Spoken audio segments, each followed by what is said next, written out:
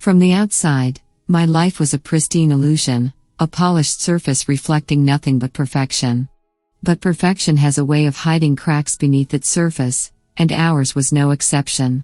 Christine and I had constructed a life others envied, a love story wrapped in the warm glow of success, laughter, and shared dreams. She was everything: stunning, intelligent, with a wit so sharp it could cut through the fog of even the toughest days. We married young, caught up in the whirlwind of a romance that seemed only to deepen with time.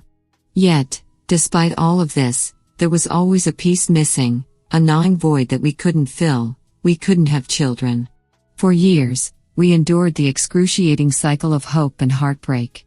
The fertility treatments that turned our bedroom into a clinical procedure, the whispered reassurances from well-meaning but intrusive relatives, and the quiet despair that settled into our home after each failed attempt.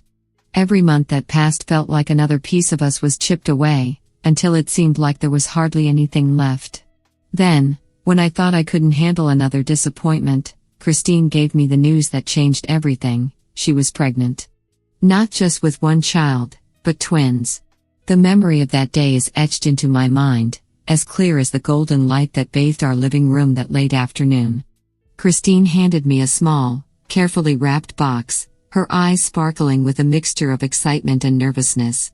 Inside were 2 tiny onesies, each proclaiming Daddy's little miracle. Tears filled my eyes as I pulled her into my arms, overwhelmed with a joy so intense it felt almost unreal. Our years of waiting, the sleepless nights, the quiet prayers, they had all been answered. Our family was finally coming together. Or so I believed. In the months that followed, we floated on a cloud of happiness. Every doctor's appointment, every ultrasound, every tiny kick felt like a miracle. I helped Christine decorate the nursery, painstakingly choosing colors and themes. I devoured every parenting book I could find, determined to be the best father. Life felt perfect. But as Christine's belly grew, so did a small, insidious seed of doubt. It started as a whisper, a fleeting thought that I quickly pushed aside. Christine had always been beautiful, but during her pregnancy, she seemed to radiate an almost otherworldly glow. People noticed, especially men. They turned their heads as she walked by, admiration in their eyes. At first, I was proud. But pride soon gave way to something darker. I found myself scrutinizing her interactions with others, the friendly banter with the barista, the laughter that lingered too long with a colleague. And then there were the whispers, the idle gossip that crept through our social circle, planting dangerous ideas in my mind. What if Christine wasn't being faithful? What if the twins she carried weren't mine? The doubt consumed me, gnawing away at the foundation of our marriage. I tried to push it aside, to remind myself of our love, but it clung to me like a shadow. Eventually, it became too much.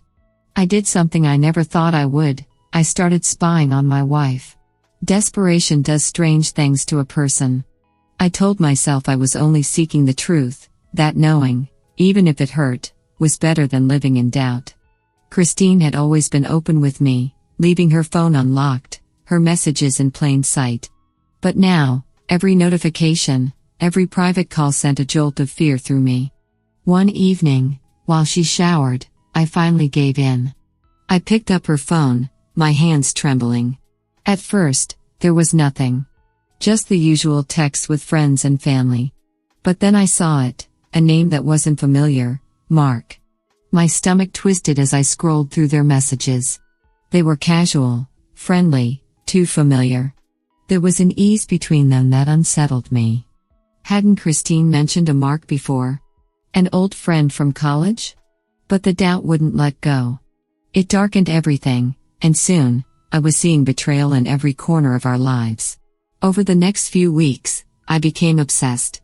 I watched Christine constantly, scrutinizing every detail. She seemed distracted, her laughter less frequent, her phone calls more private. The Christine I knew was slipping away, and I couldn't shake the feeling that I was losing her to someone else. One sleepless night, as I lay beside her, the ceiling an unforgiving blank canvas for my worries, I made a decision. I needed to know the truth. The next morning, I wrote a letter. It was brief, Just a few lines, but it said everything I needed to say. I told Christine I couldn't take it anymore, that I knew she was hiding something, and that I was leaving. I left the unsigned note on the kitchen counter where I knew she'd find it. Then, I left the house. But I didn't go far. I parked my car a few blocks away and walked back, hiding in the shadows across the street. Hours passed as I watched the sun set and the lights in our house flicker on. Eventually, I saw her, a silhouette framed in the kitchen window, holding the letter. I held my breath, waiting for her reaction. But instead of heartbreak or guilt, Christine seemed relieved. She picked up her phone and made a call.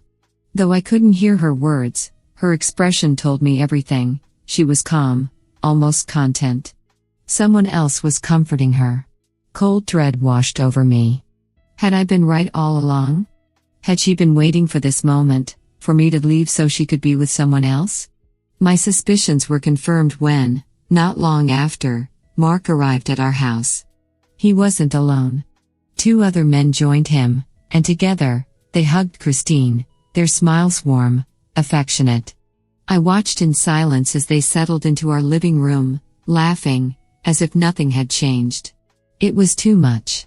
I turned away, sick to my stomach. Christine had betrayed me, and I had been too blind to see it. But as I walked away, something nagged at me. Why would she invite them over right after receiving my letter? And why did she seem so happy? The next few days passed in a blur. I couldn't face her, couldn't demand the truth.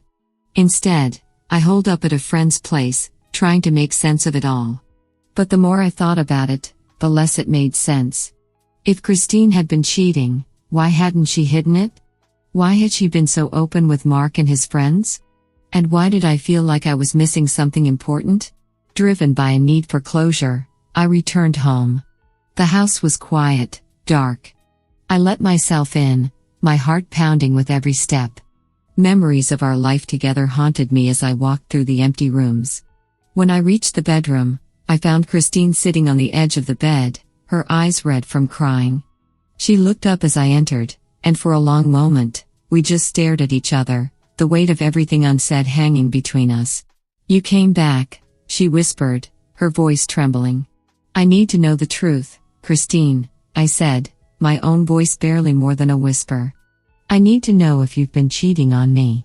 She looked at me for a long time, her expression a mixture of sadness and something else, something I couldn't quite place.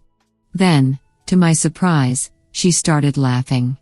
Not a cruel laugh, but a soft, incredulous one, as if she couldn't believe what she was hearing. "Cheating on you?" she repeated, shaking her head. "Everett, is that what you've been thinking all this time?" I didn't know how to respond, so I just nodded, the shame of my suspicions weighing heavily on me. Christine took a deep breath, wiping away the tears that had begun to fall again. "You've got it all wrong," she said, her voice gentle but firm. "Those men you saw, they're not lovers, Everett. They're friends. Old friends from college, just like I told you. We've been planning a reunion for months, and I wanted to surprise you with it. That's why I've been acting so secretive lately. I didn't want to ruin the surprise." I felt the ground shift beneath me. Everything I had believed, every suspicion I'd held onto so tightly, was wrong. Completely and utterly wrong. I don't understand," I stammered, struggling to process what she was saying. "Why didn't you tell me?" Christine sighed, her expression softening. "I wanted to, Everett. But every time I tried, you seemed so distant, so distrustful. I thought maybe you were upset about the pregnancy, or stressed about something else. I didn't realize you were doubting me." The guilt hit me like a tidal wave. How could I have been so blind? So wrapped up in my own insecurities that I couldn't see the truth right in front of me?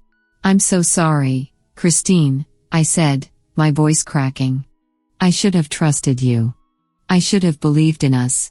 Christine smiled through her tears, reaching out to take my hand. "We've both made mistakes, Everett. But we can get through this, together."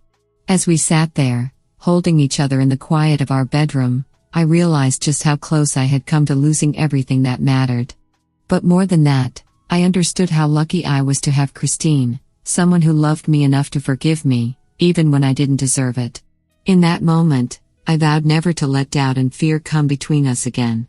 Because if there was one thing I had learned, it was that love, true love, is worth fighting for. If you like this story, please subscribe, like, click the bell, and leave a comment. Thank you in advance.